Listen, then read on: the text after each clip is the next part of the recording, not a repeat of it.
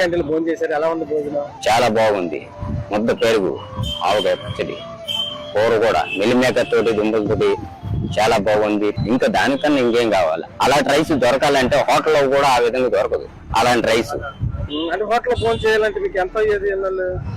ఇంచుమించు 80 రూపాయలు 70 రూపాయలు. అది హాఫ్ మీల్స్.